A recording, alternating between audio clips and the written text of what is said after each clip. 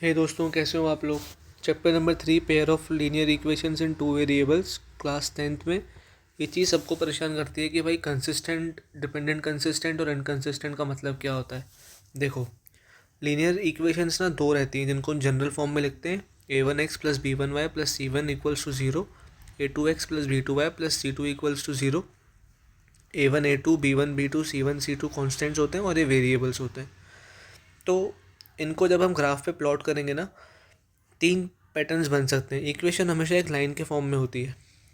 अगर एक पैटर्न बन सकता है कि दोनों इक्वेशंस एक दूसरे को कट करें एक यूनिक पॉइंट पे, उसको बोलते हैं यूनिक सोल्यूशन। कि जिस पॉइंट पे दोनों इक्वेशन एक दूसरे को कट करती हैं वो उन दोनों को सेटिस्फाई कर पाता है पॉइंट। फिर एक पैटर्न बन सकता है कि जहाँ पे दोनों इक्वेशंस मतलब दोनों लाइंस एक दूसरे के ऊपर कोइंसाइड करें। अब देखो, ये दोनों लाइंस एक दूसरे को इन्फाइनाइटली मैनी पॉइंट्स पे टच कर रही हैं, मतलब इनके इन्फाइनाइटली मैनी सॉल्यूशंस होंगे। इनके इन्फाइनाइटली ऐसे पॉइंट्स हो सकते हैं जिनसे इनकी वैल्यू सफाइस कर जाए।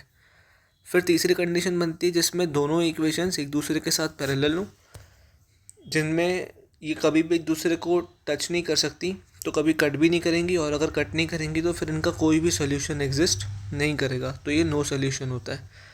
तो यूनिक सोल्यूशन वाले पेयर ऑफ लीनियर इक्वेशन को हम कंसिस्टेंट कहते हैं, इनफाइनाइटली मैनी सोल्यूशंस वाले को डिपेंडेंट कंसिस्टेंट बोलते हैं, और नो सोल्यूशन वाले को इनकंसिस्टेंट बोलते हैं। ये होती हैं इंटरसेक्टिंग लाइंस, ये होती हैं कोइंसिडेंट लाइंस, ये होती हैं आपकी पैरेलल लाइंस।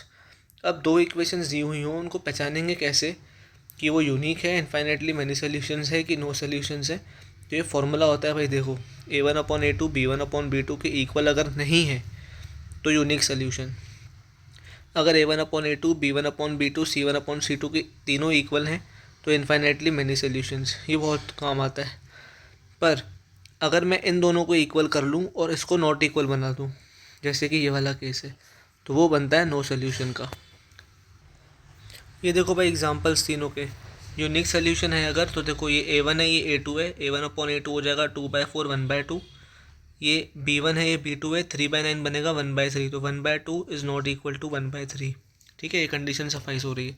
फिर ये तीनों इक्वल होने चाहिए। देखो ये 2/4 जो होगा आपका 1/2 बनेगा, 3/6 जो होगा आपका 1/2 बनेगा, 5/10 जो होगा आपका 1/2 बनेगा। इन इक्वेशंस के इन्फाइनेटली मैनी सोल्यूशंस आएंगे, इनका यूनिक सोल्यूशन आएगा।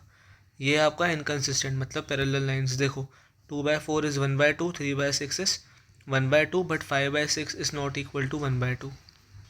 अगर वीडियोस अच्छी लग रही हैं तो प्लीज़ लाइक, सब्सक्राइब और शेयर ज़रूर कर देना।